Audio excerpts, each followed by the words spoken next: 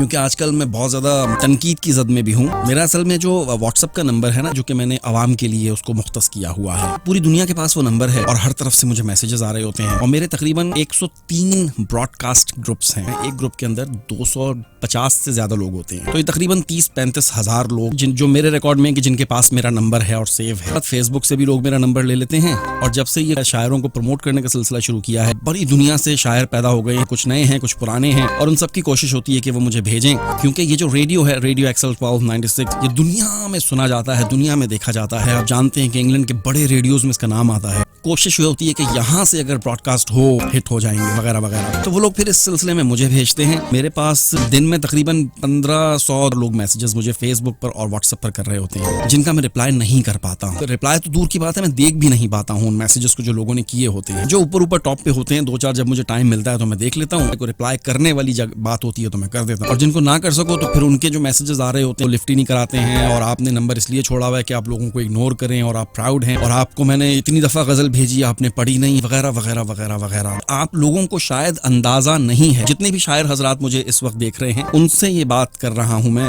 یہ جو پروگرام ہے یہ میری فل ٹائم جاب نہیں ہے. میری فل ٹائم جاب کچھ اور ہے جہاں پہ مجھے ٹائم دینا ہوتا ہے. صرف 24 گھنٹے آپ لوگوں کی شاعری کرتا رہوں اور اس کی ویڈیوز بناتا رہوں اور آپ کو بھیجتا رہوں، پھر باقی کام میں نہیں کر سکوں. تو جب آپ مجھے کوئی غزل یا نظم بھیجتے ہیں نا، مجھے کیا کرنا پڑتا ہے، کس پروسیس سے گزر کے آپ تک وہ غزل پہنچتی ہے، یہ میں آپ کو بتاؤں ذرا. کہ جب آپ مجھے کوئی غزل یا نظم بھیجتے ہیں، میں اس کو پڑھتا ہوں، اس کو یاد کرتا ہوں. غزل کی جو اتار چڑھاؤ، اس کی جو ویریشنز ہیں، اس کا لہجہ یاد کرنا پڑتا ہے کہ کس لہجے میں اس نظم کو پڑھنا ہے. پھر اس کو پرومپٹر میں ڈالنا پڑتا ہے. پھر یہاں سے اس کو لائیو پروگرام میں، جو کہ میں ویک میں صرف ایک پروگرام کرتا تھا، اب میں نے 2 کر دیے ہیں، اس کو یہاں سے پڑھتا ہوں. اس کی ویڈیو بن رہی ہوتی ہے. پھر اگلے دن میں اپنے ایڈمن کو کہتا ہوں کہ بھائی اس کو ڈاؤن لوڈ کرو. یہ 2 گھنٹے کا پروگرام ڈاؤن لوڈ کرنے میں 4 گھنٹے لگتے ہیں. اس کے بعد اس میں سے پھر آپ لوگوں کے کلپس نکلتے ہیں. تو اس کی وائس کو الگ کیا جاتا ہے، اس کی نوائز نکالی جاتی ہے، اس کی ماسٹرنگ ہوتی ہے، اس کی ایڈیٹنگ ہوتی ہے.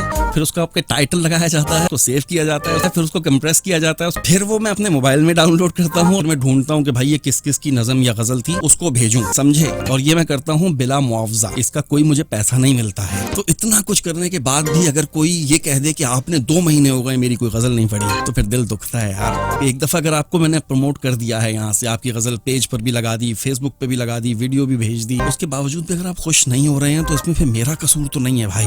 میں تو صرف اور صرف یہ کوشش کرتا ہوں کہ ہمارے جو نئے شعراء خواتین و حضرات ہیں ان کو کسی نہ کسی طریقے سے پروموٹ کیا جائے. چونکہ ادب سے لوگوں کا بھگاؤ ہے، وہ آہستہ آہستہ ختم ہوتا چلا جا رہا ہے. تو کچھ جو لکھاری ہیں، تو جب وہ لکھتے ہیں تو میں یہ چاہتا ہوں کہ میرے پاس ایک پلیٹ فارم ہے. میری کوئی اوقات نہیں ہے. جب تک ریڈیو ایکسل میں ہوں جب تک ٹھیک ہے، جب نہیں ہوں گا وہ ختم. کچھ نہیں عادل مسعود. اللہ نے تھوڑا سا نوازا ہے. میں مانتا ہوں کہ میرا انداز ایک منفرد ہے، لہجہ تھوڑا سا ذرا صاف ہے. اس میں بھی میرا کوئی کمال نہیں ہے بھائی. میری فرسٹ لینگویج اردو ہے، اس وجہ سے میرا لہجہ صاف ہے. اس لہجے کو جو لوگ پسند کرتے ہیں وہ مجھے بھیجتے ہیں اور میں پڑھنے کی کوشش کرتا ہوں. تو اگر میرے اس کام سے کسی کا بھلا ہو جائے، کوئی منظر عام پہ آ جائے، تو مجھے خوشی ہوگی اس بات کی. یہ میں بلا معاوضہ فی سبیل اللہ کرتا ہوں. لیکن لوگ سمجھتے ہیں، لوگ پتہ نہیں کیا سمجھتے ہیں.